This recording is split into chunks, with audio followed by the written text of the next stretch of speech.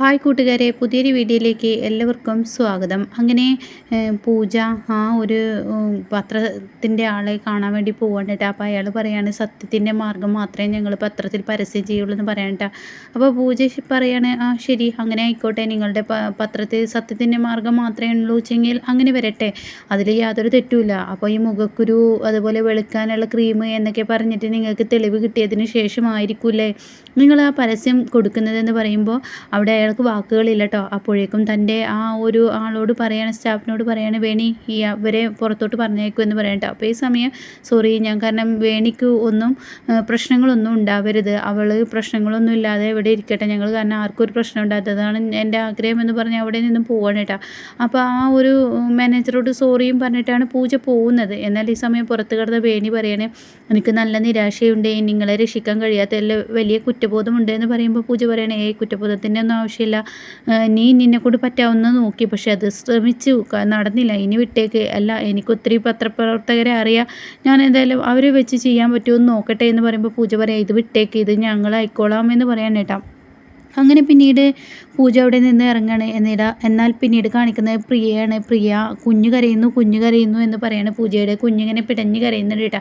അപ്പോൾ പ്രിയ പറയാണ് കുഞ്ഞു കരയുന്നുണ്ട്, നന്നായി കരയുന്നു എന്നുള്ള ആ വാക്കുകൾ ഇങ്ങനെ പറയാൻ കേട്ടോ. അപ്പോൾ അത് കേൾക്കുമ്പോൾ വിശ്വനാഥൻ ഓടി വരികയാണ്, അയ്യോ കുഞ്ഞ് നല്ല കരച്ചിലാണല്ലോ. അപ്പോഴേക്കും അവിടെ മധുവും അതുപോലെ തന്നെ അവിടെ മധുവിൻ്റെ അമ്മയും എല്ലാവരും കൂടി വരികയാണ്. അപ്പോൾ എന്നിട്ട് പറയാണ് എന്തായാലും ഇനിയിപ്പോൾ പൂജമോള് വിളിച്ചാൽ വരുമെന്ന് തോന്നുന്നില്ല, ഇനിയിപ്പോൾ എങ്ങനെ വിളിക്കുക എന്നൊക്കെ ഇങ്ങനെ ചോദിക്കുകയാണ് കേട്ടോ. അപ്പോൾ വിശ്വനാഥൻ പറയാൻ ശരിയാണ്, എനിക്ക് എൻ്റെ കുഞ്ഞിനെ വിളിക്കാൻ മടിയാണ്, എന്നാലും അവൾ വരും, കുട്ടിയുടെ കാര്യമായതുകൊണ്ട് അവൾ ഓടി വരുമെന്ന് പറയാൻ കേട്ടോ. അപ്പോൾ ഈ സമയം അവളിനി വരുമെന്ന് തോന്നുന്നില്ല എന്ന് പ്രിയ പറയുകയാണ്.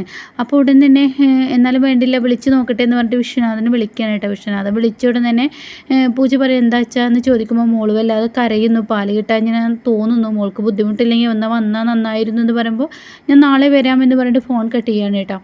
അങ്ങനെ പിന്നീട് പൂജ തൻ്റെ അച്ഛമ്മയോടും മാധുരമ്മയോടും പറയാണ് എന്നെ വിശ്വനാഥൻ അച്ഛൻ വിളിച്ചിരുന്നു, അതുകൊണ്ട് ഞാനിനി പോട്ടെ, പിന്നെ പാല് കൊടുക്കാൻ വിശ്വനാഥൻ അച്ഛൻ ഇവിടെ തെറ്റുകാരനല്ല എന്ന് അജുവേട്ടൻ എന്നോട് പറഞ്ഞു, അത് അമ്മയ്ക്ക് അറിയില്ലേ എന്നൊക്കെ ഇങ്ങനെ ആ കഥകളൊക്കെ ഇങ്ങനെ പറഞ്ഞു കൊടുക്കുകയാണ് കേട്ടോ. അപ്പോൾ എനിക്ക് തന്നെ കുറ്റബോധം തോന്നുന്നു, കാരണം ഞാനും അച്ഛനെ ഒരുപാട് സംശയിച്ചു, എൻ്റെയും ബലമായ സംശയം അച്ഛൻ എന്തിനു വേണ്ടിയിട്ട് അവിടെ കയറ്റിയതൊന്നും ഉണ്ടായിരുന്നു, പക്ഷേ എനിക്കൊരു ആത്മവിശ്വാസം ഉണ്ടായിരുന്നു അച്ഛൻ്റെ ഒരു രഹസ്യങ്ങൾ ആർക്കും പിടിക്കാൻ കഴിയില്ല, പക്ഷേ എനിക്കത് കഴിയും എന്നൊരു തോന്നലുണ്ടായിരുന്നു, പക്ഷെ അത് തെറ്റായിപ്പോയി എന്നൊരു തോന്നൽ ഇപ്പം എനിക്ക് മനസ്സിലായി.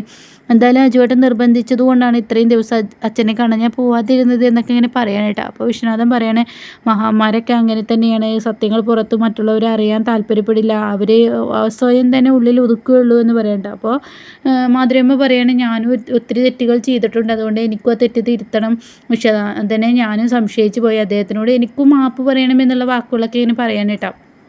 അപ്പോൾ ഇത് കേൾക്കുമ്പോൾ അച്ഛമ്മ ശരിയാണ് മോളെ, എന്തായാലും ഞാനൊരു കാര്യം പറയാം, നാളത്തെ നിൻ്റെ പോക്ക് അത് വെറുതെ ആവില്ല, സ്നേഹസദനത്തിൽ നിന്ന് എനിക്കൊരു വലിയൊരു തെളിവ് കിട്ടാനുണ്ട് എന്ന് പറയട്ടെ. അപ്പോൾ ഇത് കേട്ട ഉടനെ പൂജ പറയാണ് അച്ഛമ്മയുടെ നാക്ക് പൊന്നാവട്ടെ, അങ്ങനെ ആവട്ടെ, എൻ്റെ അജുവേട്ടൻ്റെ നേർക്ക് നല്ലൊരു തെളിവ് കിട്ടിക്കഴിഞ്ഞാൽ എനിക്ക് സമാധാനമാണ് എന്നിങ്ങനെ പറയാൻ കേട്ടോ. പിന്നീടാണെങ്കിലോ നന്ദഗോപനെയാണ് കാണിക്കുന്നത്. നന്ദഗോപൻ തൻ്റെ ഫോൺ എടുത്ത് ഒരാളോട് ഇങ്ങനെ സംസാരിക്കാം, ശരി ഞാൻ അങ്ങനെ വേണ്ടത് ചെയ്തോളാം, എന്തായാലും നിങ്ങളിത് പറഞ്ഞതിൽ വലിയ സന്തോഷമുണ്ട് എന്നൊക്കെ ഇങ്ങനെ പറയുമ്പോൾ അരുണിമ വരികയാണ്. അപ്പോൾ അരുണിമ ചോദിക്കുകയാണ് എന്താണ് നന്ദേട്ടാ എന്ന് ചോദിക്കുമ്പോൾ അത് ഞാൻ സിറ്റി കമ്മീഷണറുമായിട്ടാണ് സംസാരിച്ചത്, അയാൾ നല്ലൊരു മനുഷ്യനാണ്, അയാൾ പറയാണ് ഇതിൽ പോലീസുകാർക്ക് യാതൊരു ഇടപെടലും ഇല്ല, ഇതിൽ പോലീസുകാർക്ക് യാതൊരു ഇതുമില്ല, അർജുനെ ജയിലിലാക്കണമെന്നില്ല, പക്ഷെ അങ്ങനെ ഒരാളുണ്ട്, ഒരു പോലീസിന് അത് അത്യാവശ്യമായ ഒരു തോന്നൽ എനിക്കും തോന്നിയിട്ടുണ്ട് എന്ന് അയാൾ പറഞ്ഞു എന്ന് പറയാം കേട്ടോ. അപ്പോൾ ഉടൻ തന്നെ അരുണിപ്പോൾ പറയണം അയാൾ അങ്ങനെ വെറുതെ വിടരുത്, ഞാൻ എന്തായാലും അവനെ ഉന്നം വെച്ചിട്ടുണ്ട്, ഞാൻ വെറുതെ വിടില്ല, അതിന് വേണ്ടത് ഞാൻ ചെയ്യാനുള്ള ഇതൊക്കെ ഞാൻ നോക്കുന്നുണ്ട് എന്ന് നന്ദഗോപനും പറയാൻ കേട്ടോ. പിന്നീട് പൂജയാണ് കാണിക്കുന്നത്. പൂജ അമ്പലത്തിൽ ചെല്ലുകയാണ്. അങ്ങനെ ദേവിക്ക് മുന്നിൽ കൈകൂപ്പിയിട്ട് പൂജ പറയാണ് ഇന്നത്തോട് കൂടിയിട്ട് എൻ്റെ ദേവിയോട് ഞാൻ ഒരു കാര്യം ആവശ്യപ്പെടുകയാണ്, എൻ്റെ അജുവേട്ടനുള്ള ഒരു തെളിവ് ഇന്ന് കിട്ടണം, അപ്പോൾ എനിക്ക് ആ തെളിവ് കിട്ടുന്നത് വരെ ഞാൻ ദേവിക്ക് മുന്നിൽ ഇങ്ങനെ പ്രദർശനം ചെയ്തുകൊണ്ടിരിക്കും, ഈ അമ്പലം ചുറ്റി നടക്കുമെന്ന് പറയട്ടെ, ഞാൻ തളർന്നു വീണാലും ശരി എന്തായാലും എൻ്റെ അജുവേട്ടൻ എനിക്ക് പുറത്ത് വരണം എന്ന് പറയട്ടെ. അങ്ങനെ പൂജ നടത്തവും തുടങ്ങി കേട്ടോ. പൂജ ഇങ്ങനെ നന്നായി നടക്കുകയാണ്. അപ്പോൾ ആ സമയമാണ് പൂജാരി മുന്നിലോട്ട് വരുന്നത്. പൂജാരി പറയാണ്, മോളെ ഇനി കുറേ നേരമായി പ്രദക്ഷിണം ചെയ്യുന്നത് ഞാൻ കണ്ടു. എന്തായാലും മോള് പ്രദക്ഷിണം ചെയ്യുന്നത് ദൈവം എന്നോട് അനുഗ്രഹിച്ചിട്ടുണ്ട്. നിൻ്റെ ആ പ്രദക്ഷിണത്തിന് എന്തായാലും നിനക്ക് ദൈവം അനുഗ്രഹം തന്നിരിക്കുന്നു. അതെന്താ നിങ്ങളങ്ങനെ പറഞ്ഞത് എന്ന് പൂജാരി പറയാണ്. അപ്പോൾ പൂജാരിയോട് ചോദിക്കുകയാണ് പൂജ. അപ്പോൾ ഉടനെ തന്നെ പറയാണ്, ഞാൻ പൂജ ചെയ്യുന്നതിനിടയ്ക്ക് പൂജ ദേവിയുടെ മേലിരിക്കുന്ന ഒരു പൂവ് എൻ്റെ കൈകളിൽ വീണു. അപ്പോൾ അതിന് അർത്ഥം അതാണ് മോളെ. അപ്പോൾ നിൻ്റെ എന്ത് ആഗ്രഹമാണെങ്കിലും അത് ദേവി സഫലീകരിച്ച് തരുമെന്ന് പറയുമ്പോൾ പൂജയ്ക്ക് ഒരുപാട് സന്തോഷമാവാണ് കേട്ടോ. പിന്നീട് പൂജ നേരെ പോകുന്നത് തൻ്റെ സ്നേഹസദനത്തിലോട്ടാണ്. അപ്പോൾ മധുവാണ് ഇറങ്ങി വരുന്നത്. അപ്പോൾ മധുവിനോട് ചോദിക്കുകയാണ്, എന്തായി, അവളെക്കുറിച്ച് എന്തെങ്കിലും വിവരം കിട്ടിയോ, അവളിൽ നിന്ന് എന്തെങ്കിലുമൊക്കെ ഉണ്ടാക്കിയോ എന്ന് പറയുമ്പോൾ അവൾ പഠിച്ച കള്ളിയാണ്. അവളൊരു ഡയറി എഴുത്തുണ്ടായിരുന്നു. ആ ഡയറി ഞാൻ വായിച്ചപ്പോൾ അതിൽ എഴുതിയ വരികൾ കണ്ട് ഞാൻ ആകെ ഞെട്ടിപ്പോയി. അവൾ ഭക്തിവചനങ്ങൾ അങ്ങനെയുള്ളതൊക്കെ എന്ത് ഈ മധുവൻ്റെ പറയുന്നത്? അവൾ അങ്ങനെയൊക്കെയാണ് എഴുതിയിരിക്കുന്നത്. അപ്പോൾ എന്നാൽ അവൾ നന്നായാലേ അവൾക്ക് കുഴപ്പമൊന്നുമില്ല. പക്ഷേ അവൾ കേടുവരാനാണ്, മറ്റുള്ളവർക്ക് പണി ചെയ്യാനാണ് അവൾ ഉദ്ദേശിക്കുന്നതെങ്കിൽ അത് അവൾക്ക് തന്നെ വിനയാവും എന്നിങ്ങനെ പറയുന്നുണ്ട് കേട്ടോ. എന്നിട്ട് പറയണ, കുഞ്ഞെന്താ ചെയ്യുന്നതെന്ന് ചോദിക്കുമ്പോൾ കുഞ്ഞു ഉറങ്ങുകയാണെന്ന് പറയട്ടെ. അപ്പോൾ അത് കേട്ട ഉടനെ തന്നെ മധു ഉറങ്ങുകയാണ്, ഇനിയിപ്പോൾ പോകേണ്ട പൂജ എന്നൊക്കെ ഇങ്ങനെ പറഞ്ഞ് പൂജയെ നിർത്തുകയാണ്. അല്ല പറ്റില്ല, എൻ്റെ മോളെ എനിക്ക് കാണണമെന്ന് പറയാണ്. ഞാൻ എൻ്റെ മോളെ കാണാൻ അജുവേട്ടനെ ഇറക്കിയിട്ട് ഞങ്ങൾ ഇങ്ങോട്ടേക്ക് ഒരു വരവ് വരും അന്നിങ്ങനെ പൂജ പറയുന്നുണ്ട് കേട്ടോ മധുവിനോട്. അങ്ങനെ എന്നാൽ നമുക്ക് വിശ്വനാഥൻ അച്ഛനെ വിളിക്കാം. വേണ്ട, ഞാൻ കുഞ്ഞിനെ കണ്ടോട്ടെ എന്ന് പറഞ്ഞിട്ട് കുഞ്ഞിന് പാൽ കൊടുക്കാൻ നോക്കട്ടെ എന്ന് പറഞ്ഞിട്ട് പൂജ തൊട്ടിലോട്ട് ചെല്ലുകയാണ്. അപ്പോൾ തൊട്ടിൽ ചെല്ലുമ്പോൾ കുഞ്ഞിങ്ങനെ കിടക്കുന്നുണ്ട്. അപ്പോൾ കുഞ്ഞിങ്ങനെ ഉറങ്ങല്ലല്ലോ എന്ന് പറഞ്ഞിട്ട് വാരി എടുക്കുകയാണ്. അപ്പോൾ ഉടൻ തന്നെ കുഞ്ഞിനെ എന്തെങ്ങനെ ചുട്ടു പൊള്ളുന്നു എന്ന് പറയുന്നുണ്ട്. അപ്പോൾ ഉടൻ തന്നെ മധു, കുഞ്ഞിന് പൊള്ളുന്നു എന്താ നീ പറയുന്നത്? നല്ല ചുട്ടു പൊള്ളുന്നുണ്ട് എന്ന് പറഞ്ഞിട്ട് കുഞ്ഞിനെ മധു വന്ന് തൊട്ട് നോക്കുമ്പോൾ മധു പറയണം, നല്ല പൊള്ളലുണ്ടല്ലോ. അപ്പോഴേക്കും പൂജ തൊട്ടിലോട്ട് നോക്കുമ്പോൾ കുഞ്ഞ് അതിൽ ഛർദ്ദിച്ച് കിടക്കുന്നത് കാണാൻ കേട്ടോ. അപ്പോൾ ഉടൻ തന്നെ കുഞ്ഞ് ഛർദ്ദിച്ചിട്ടുണ്ടല്ലോ എന്ന് പൂജ പറയാണ്.